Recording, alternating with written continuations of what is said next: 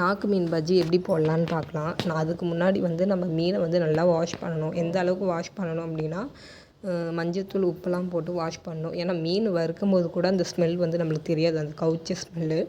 But bajji போடும்போது அந்த smell அப்படியே நம்மளுக்கு தெரியும். பட் சில பேருக்கு அது பிடிக்காது, சில பேருக்கு அது சாப்பிடுவாங்க. பட் அதனால் நல்லா வாஷ் பண்ணி எடுத்துக்கோங்க.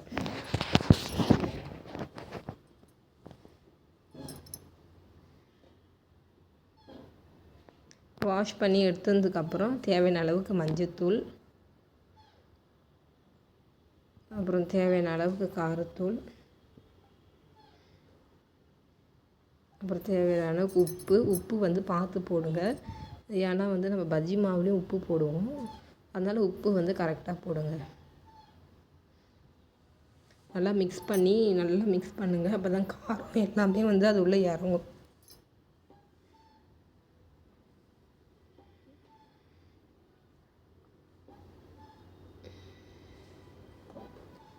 மிக்ஸ் பண்ணி முடித்ததுக்கப்புறம் கொஞ்ச நேரம் ஊற வைக்கலாம். மூடி போட்டு தட்டு போட்டு மூடி போட்டு கொஞ்ச நேரம் ஊற வைக்கலாம்.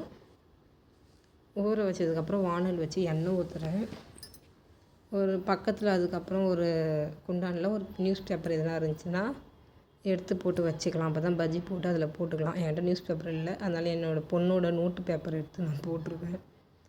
பஜ்ஜி மாவு எந்த பஜ்ஜி மாவாக இருந்தாலும் மிக்ஸ் பண்ணி வச்சுக்கலாம். உங்கள்கிட்ட எந்த பாக்கெட் எந்த ஃப்ளேவர்ஸ் இருக்கோ மிக்ஸ் பண்ணிக்கலாம். எண்ணெய் சூடானதுக்கப்புறம் இப்போ பஜ்ஜி எப்படி போடலாம், மீனை எடுத்து பஜ்ஜி மாவில் டிப் பண்ணி ஆயிலில் போடலாம். ஃபஸ்ட்டு ஒன்று போட்டு காமிக்கிறேன். நல்லா பொரியுது பாருங்கள். அதுக்கப்புறம் நம்ம 2-3 போட்டுக்கலாம் அது கூடவே.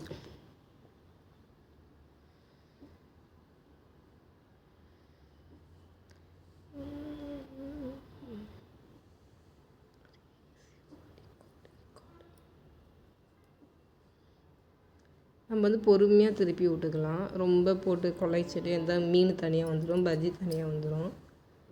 அழகாக எண்ணெய் சூடானதுக்கப்புறம் கொஞ்சம் கொஞ்சமாக திருப்பி விட்டுக்கலாம். மீன் ரொம்ப வேகாமல் எடுத்தால் உள்ளே மசாலாலாம் இருக்கும். பட் கரெக்டான கலர் வரணும், அப்போ தான் உள்ளே நல்லா வெந்து இருக்கும். பட் இந்த வீடியோவை பார்க்குறவங்க சப்ஸ்கிரைப் பண்ணுங்கள், லைக் பண்ணுங்கள். அது எப்படி இருக்குதுன்னு எனக்கு சாப்பிட்டுட்டு கமெண்ட் சொல்லுங்கள். ஒன்று தட்டில் வச்சு நம்ம சாப்பிட்டு பார்க்கலாம். பட் நம்ம செஞ்சு நம்ம சாப்பிடும்போது அது நல்லா தான் இருக்கும். மற்றவங்க செஞ்சு அது டேஸ்ட் எப்படி இருக்குதுன்னு சொன்னாங்கன்னா அப்போ தான் நம்மளுக்கு தெரியும் நம்ம எந்த அளவுக்குன்ட்டு. எனக்கு யூஸ்ஃபுல்லாக இருக்கும் நிறைய வீடியோஸ் போகிறதுக்கு. ஹாய்.